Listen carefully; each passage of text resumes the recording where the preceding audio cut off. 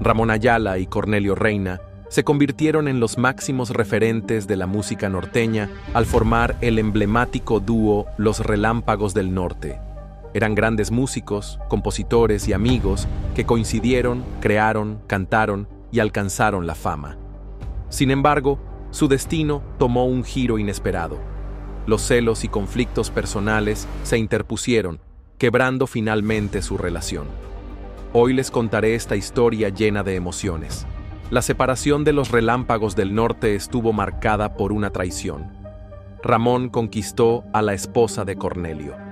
Pero para entender este desenlace, comencemos desde el principio, cuando sus caminos se cruzaron de forma inusual en un bar. Cornelio Reina, originario de Parras de la Fuente, México, pasó su juventud trabajando en una fábrica de ladrillos en Tamaulipas. En 1957 se unió a un músico llamado Juan para formar un dúo llamado Carta Blanca. Tocaban regularmente en un bar que llevaba el mismo nombre, donde se relacionaron con otros músicos del norte de Tamaulipas. Durante varios años, este lugar se convirtió en su escenario principal, puliendo su estilo y ganando reconocimiento a nivel local. Cornelio soñaba con convertirse en un cantante profesional, y su talento no tardó en ser reconocido. Por otro lado, Ramón Covarrubias Garza, conocido posteriormente como Ramón Ayala, creció en Monterrey, Nuevo León, en un entorno humilde. Desde pequeño, lustraba zapatos para ganarse unas monedas, pero poseía un amor inmenso por la música y un don excepcional para tocar el acordeón, el cual comenzó a aprender a los 4 años. Según los relatos familiares, un día, mientras Ramón trabajaba cerca de una estación de tren, se sintió atraído por la música que provenía de un bar conocido como el Cadillac. La curiosidad lo llevó a asomarse, descubriendo a Cornelio y Juan ensayando.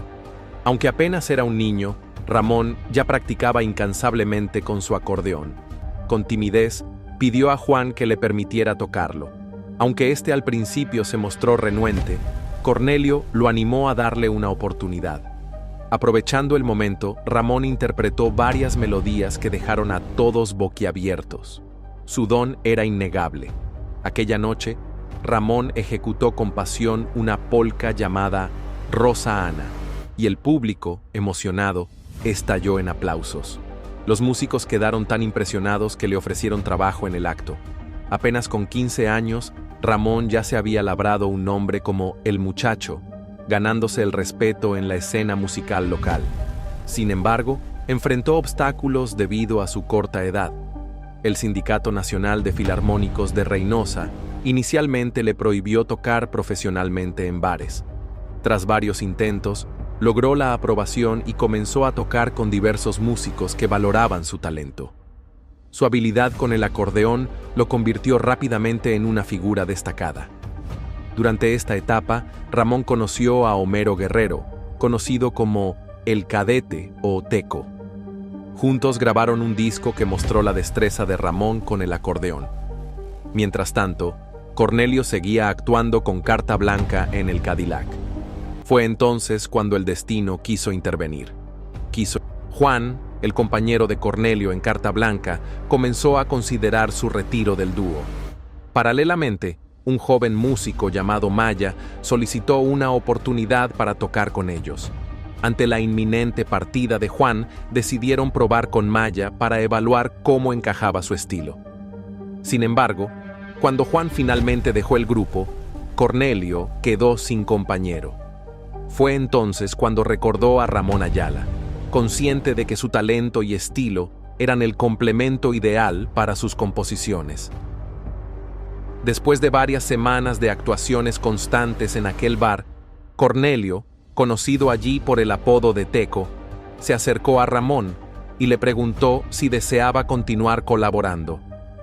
Ramón, quien admiraba profundamente el estilo y la voz distintiva de Cornelio, aceptó sin dudarlo. Con la motivación de Cornelio, Ramón se embarcó en una misión conjunta, a lo que Cornelio le dijo con entusiasmo: «Soy el indicado, ven conmigo». Desde el inicio, ambos enfrentaron numerosos obstáculos. Cornelio, en ocasiones, desaparecía por días, incluso por una semana entera, dejando a Ramón con la incertidumbre de su paradero. No obstante, cada vez que regresaba, retomaban su música como si nada hubiera pasado. Estas breves ausencias no afectaron su relación. Por el contrario, las adversidades que atravesaron fortalecieron su amistad. En una de esas noches en Reynosa, mientras buscaban un nombre para su nuevo dúo, Ramón tuvo una idea repentina. De pie frente al bar antes de su presentación, observó el cielo justo cuando un rayo iluminó la oscuridad, inspirándolo al instante. Sugirió Los Relámpagos a Cornelio, quien aceptó con entusiasmo. Así nacieron Los Relámpagos del Norte, un nombre que pronto se convertiría en un emblema de la música norteña. Cornelio asumió el papel de vocalista principal y compositor, mientras Ramón se encargó del acordeón y las armonías de segunda voz. Juntos comenzaron a forjar su camino, tocando en los bares locales de Reynosa, Tamaulipas, a inicios de los años 60, grabando su primer disco con 12 canciones. El trayecto hacia la fama fue arduo y lejos de ser glamoroso. Durante años, ambos vivieron en condiciones de extrema pobreza. Cornelio poseía un único par de pantalones desgastados por el uso constante, mientras que Ramón solo contaba con 2 pares remendados. Aunque carecían de recursos materiales, compartían un sueño y una sólida amistad que los mantenía enfocados. Durante este tiempo, el padre de Ramón se unió al grupo tocando el tololoche, un contrabajo tradicional que añadió profundidad a su música. Después de largas noches de actuaciones en bares y cantinas, regresaban a la casa de Cornelio, donde su esposa les preparaba un sencillo pero cálido guiso. La falta de dinero los obligaba a sentarse en viejas cajas de madera alrededor de una mesa modesta, disfrutando el calor de la comida casera. A pesar de las dificultades, su compañerismo y pasión por la música los impulsaban a continuar. Con determinación, los Relámpagos del Norte trabajaron sin descanso con la esperanza de captar la atención de alguna disquera. Tocaron innumerables puertas, presentaron su música y suplicaron oportunidades para grabar un disco, pero el camino estaba lleno de negativas. Ante las limitaciones del entorno local, decidieron cruzar la frontera hacia McAllen, Texas, convencidos de que podrían encontrar productores más receptivos. Sin embargo, siendo músicos mexicanos sin los papeles adecuados, a menudo recibían un rotundo no como respuesta. El destino les sonrió de forma inesperada en una noche de 1963. Tras finalizar una presentación en un bar llamado The Ice en McAllen, regresaban a su hotel cansados pero con esperanzas renovadas. En el camino, una camioneta se detuvo frente a ellos de manera repentina. Inicialmente pensaron que era un cliente que solicitaba una serenata de última hora, pero el conductor resultó ser un productor impresionado por su actuación esa noche. Les ofreció algo con lo que habían soñado durante mucho tiempo: la oportunidad de grabar un disco. Ese hombre, que marcaría un antes y un después en sus vidas, era Paulino Bernal, un reconocido músico tejano. Un día, mientras cruzaba la frontera hacia México, junto a su esposa para realizar unas compras, se detuvo en un bar local para pasar el rato. Mientras disfrutaba de unas cervezas, escuchó a 2 jóvenes músicos interpretando canciones que captaron su atención de inmediato. Intrigado, se acercó y les ofreció $1 a cambio de tocar algunas piezas adicionales. Al principio, los jóvenes no le dieron demasiada importancia, asumiendo que simplemente era un cliente más interesado en escuchar música como cualquier otro visitante. Sin embargo, esa noche marcaría el inicio de una nueva etapa en su carrera, llevándolos a lugares que jamás imaginaron. Después de un tiempo en el bar, Paulino tenía intenciones diferentes a las que los jóvenes músicos imaginaban. Al concluir su interpretación, les comentó que no llegarían lejos tocando canciones que pertenecían, en su mayoría, al popular grupo La Alegre de Terán. Les explicó que necesitaban interpretar algo único, propio y auténtico. Fue en ese momento cuando Cornelio y Ramón decidieron mostrarle las piezas que ellos mismos habían creado. Estas composiciones, llenas de emociones profundas y la esencia de sus vivencias, captaron la atención de Paulino. Cornelio había impregnado las letras con su alma, mientras que el acordeón de Ramón las envolvía con un sonido singular. Paulino, una figura destacada en el ámbito musical y líder del afamado Grupo Bernal, quedó impresionado tras escucharlos. Al finalizar su breve presentación, Paulino les entregó su tarjeta, presentándose como representante de Bego Records, una disquera que podría transformar sus sueños en realidad. Les expresó cuánto le había gustado lo que había escuchado y les preguntó si estarían interesados en grabar.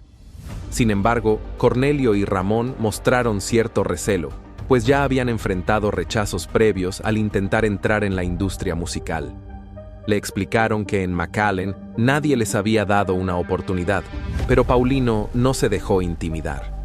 Les dio otro $1, esta vez para que lo acompañaran en su camioneta al estudio. Les prometió que se aseguraría de que tuvieran la oportunidad que tanto habían buscado. Con una mezcla de entusiasmo y escepticismo, los jóvenes músicos aceptaron la propuesta, emprendiendo un camino que eventualmente los llevaría a convertirse en referentes de la música norteña. Los Relámpagos del Norte lograron grabar su primer material discográfico, un proyecto modesto que incluyó apenas 4 canciones: Llora, Llora, Oh, Gran Dios, Mis ojos ingratos y Santa Amalia. A pesar del esfuerzo y la calidad del trabajo, este álbum inicial no tuvo el impacto deseado. Las canciones no recibieron difusión en la radio, limitando su alcance y dejando a la disquera con dudas sobre el potencial del dúo para alcanzar el éxito masivo. La posibilidad de grabar un álbum completo parecía incierta en ese momento. No obstante, Paulino Bernal, su principal aliado y el motor detrás de su primera oportunidad, no estaba dispuesto a rendirse. Creía firmemente en el talento de Cornelio y Ramón. Les planteó la posibilidad de continuar con otro proyecto, y ambos músicos, impulsados por su pasión y persistencia, lograron convencerlo de seguir adelante. Así comenzaron a trabajar en su segundo álbum, Ya no llores, que marcaría un antes y un después en sus carreras. Este disco incluyó temas como Celos y penas, Al pie de tu ventana y El coyote, que rápidamente se convirtieron en éxitos y conquistaron el corazón de los oyentes. El impacto de Ya no llores fue inmediato. Las canciones comenzaron a sonar con frecuencia en las estaciones de radio, resonando con los aficionados del norte de México y el Valle de Texas. Para 1964, la popularidad del álbum creció exponencialmente, y los Relámpagos del Norte ganaron un público leal. Sus primeras presentaciones en vivo fueron respaldadas por el Grupo Bernal, que los incluyó en su espectáculo Los Dos Compadres. Como Cornelio y Ramón no hablaban inglés en aquel entonces, Paulino se encargó de enseñarles algunas frases básicas para las giras. Durante 2 meses, el dúo ofreció presentaciones exitosas, demostrando que la música podía superar cualquier barrera idiomática. A partir de ese momento, su trayectoria ascendente fue innegable. Los Relámpagos del Norte se consolidaron como una de las agrupaciones más influyentes y queridas de la música norteña. La poderosa voz de Cornelio Reina, acompañada de sus letras cargadas de sentimiento, y el magistral dominio del acordeón de Ramón Ayala, crearon una fusión única que conectó profundamente con el público. Después del triunfo de Ya no llores, la fama de la dupla continuó en aumento, colocándolos en el epicentro de la música regional. Llegaron tarde al primer lugar, lo que les obligó a apresurar el segundo espectáculo, y finalmente llegaron al tercero, solo para descubrir que el público ya se había ido. Los fanáticos, frustrados por la larga espera, comenzaron a lanzar piedras como expresión de su decepción.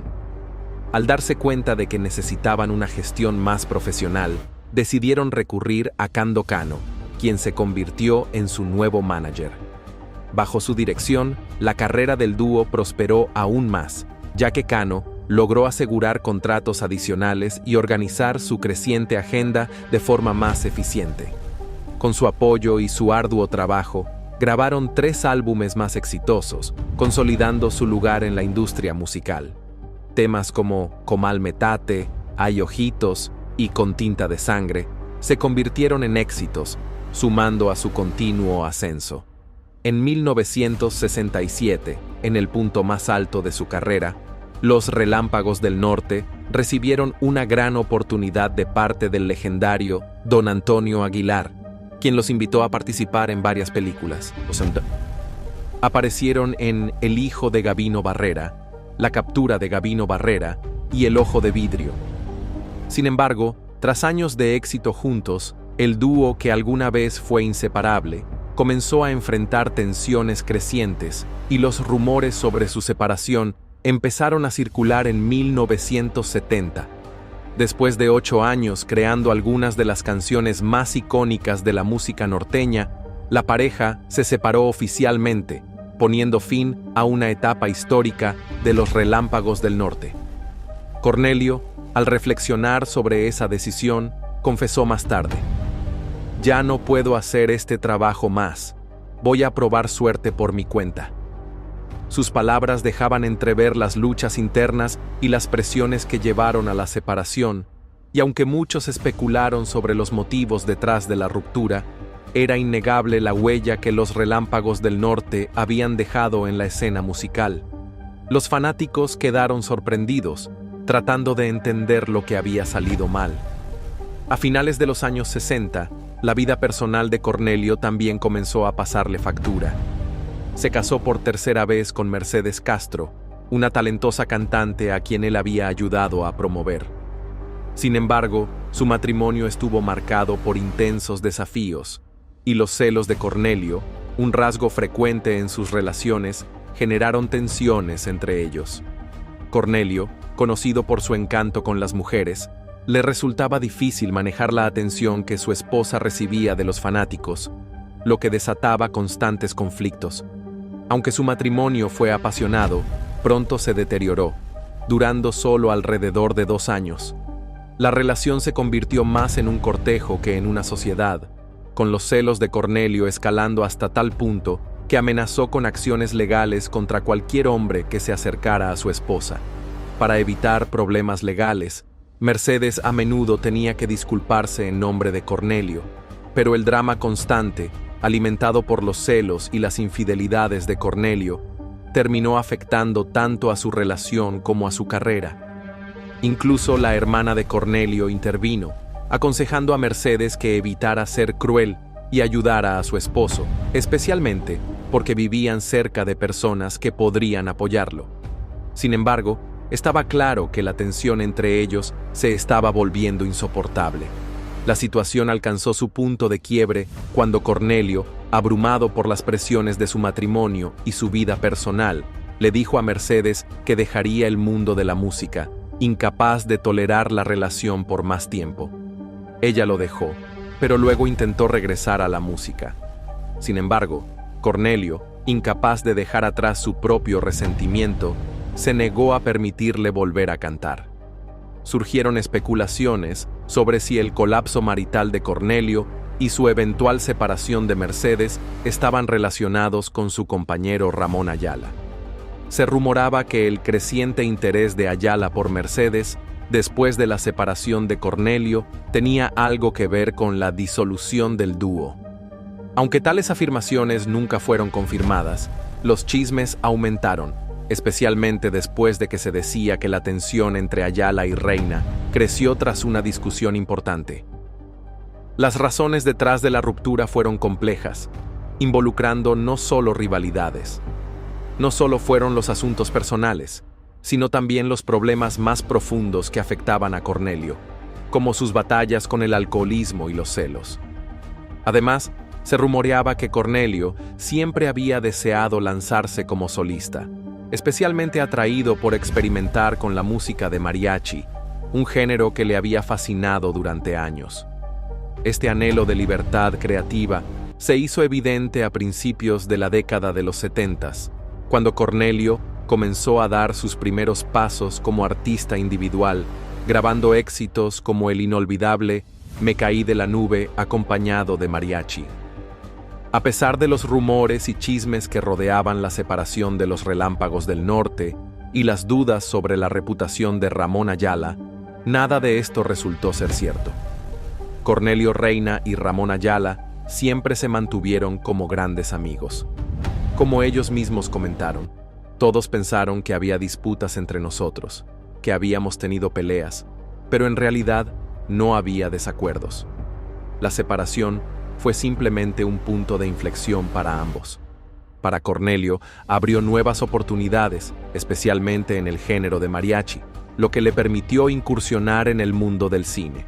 Se mudó a la Ciudad de México, donde no solo continuó interpretando sus canciones, sino que también empezó a actuar, lo que ayudó a impulsar su carrera tanto en la música ranchera como norteña.